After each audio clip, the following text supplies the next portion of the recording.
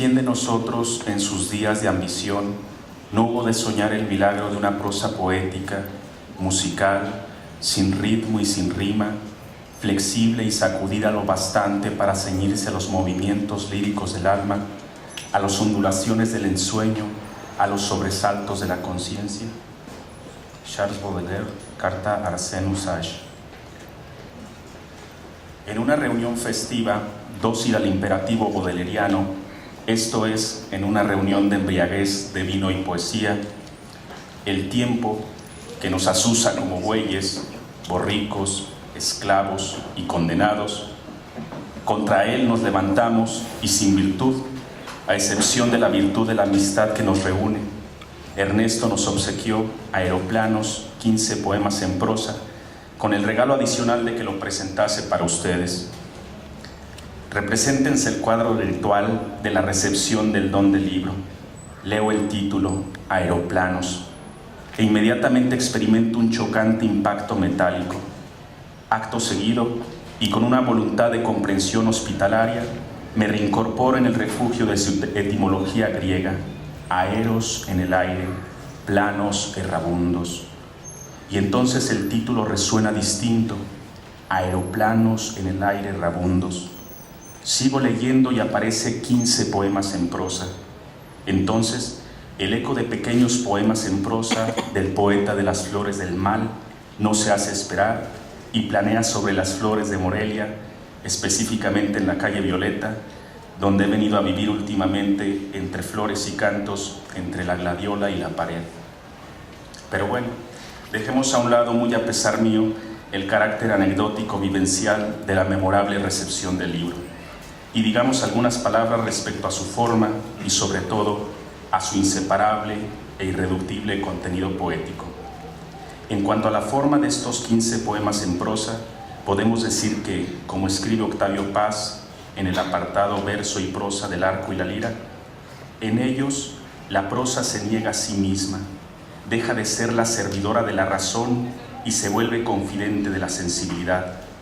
Las frases no se suceden obedeciendo al orden conceptual o al del relato, sino que están presididas por las leyes de la imagen y el ritmo. Hay un flujo y reflujo de imágenes, acentos, pausas, señal inequívoca de la poesía. Fin de la cita. En efecto, como más abajo añade Paz, refiriéndose a la forma prosaica de los poemas que inicia con Victor Hugo y Baudelaire, también los 15 poemas en prosa de Hernández Doblas son un modo de contrariar discursivamente la versificación silábica y sobre todo un modo de contrariar a la poesía concebida como un mero discurso rimado. Contra el metro y contra el lenguaje analítico, los 15 poemas en prosa de Ernesto son una tentativa por volver al origen agazapado de la palabra, entendida otra vez en su sentido griego como parábola, es decir, como un alado a arrojar en busca de correspondencia cósmica. Así pues, tenemos 15 arrojos alados en el aire errabundos en busca de correspondencia cósmica.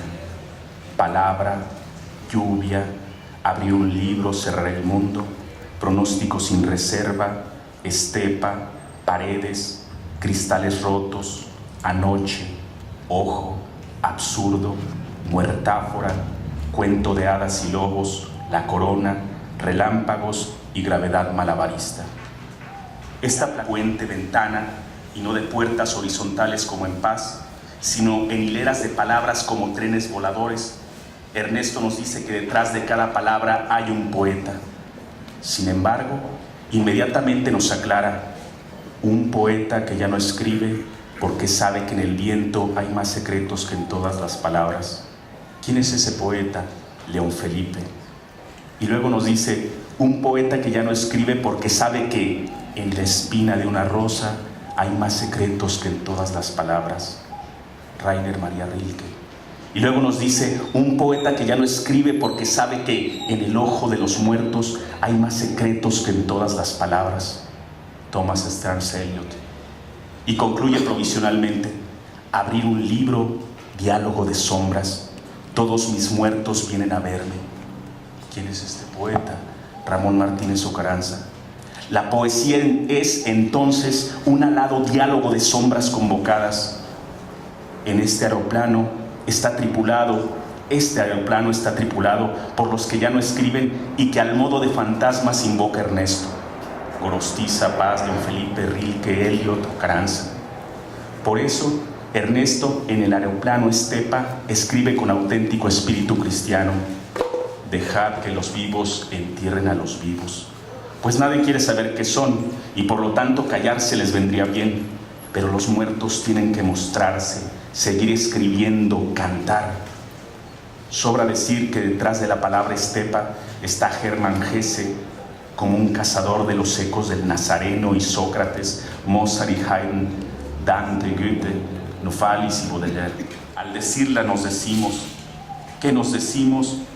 Nuestro breve misterio, aquel que comienza con la muerte, y que cuando nuevo nada sea, cuando todo retorne a la cueva de otro Génesis, entonces la palabra de las 6 letras estará, aunque de niebla una amanezca, preparando la nueva forma que la aloje. A la pregunta de Baudelaire, ¿por quién de nosotros en sus días de ambición no hubo de soñar el milagro de una prosa poética, musical, sin ritmo y sin rima, flexible y sacudida lo bastante para ceñirse a los movimientos líricos del alma, a las ondulaciones del sueño, a los sobresaltos de la conciencia? Respondemos: nosotros soñamos con la palabra poesía, el nombre de esas 6 letras entre la espada y el laurel.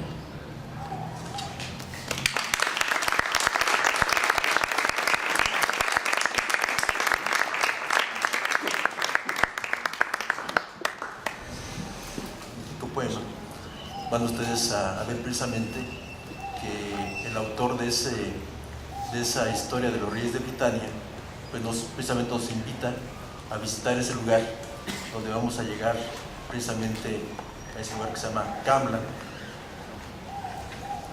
Lamento también mucho saber que soy el decano de esta mesa y que voy a tener que ponerme estos aparatejos para poder leer.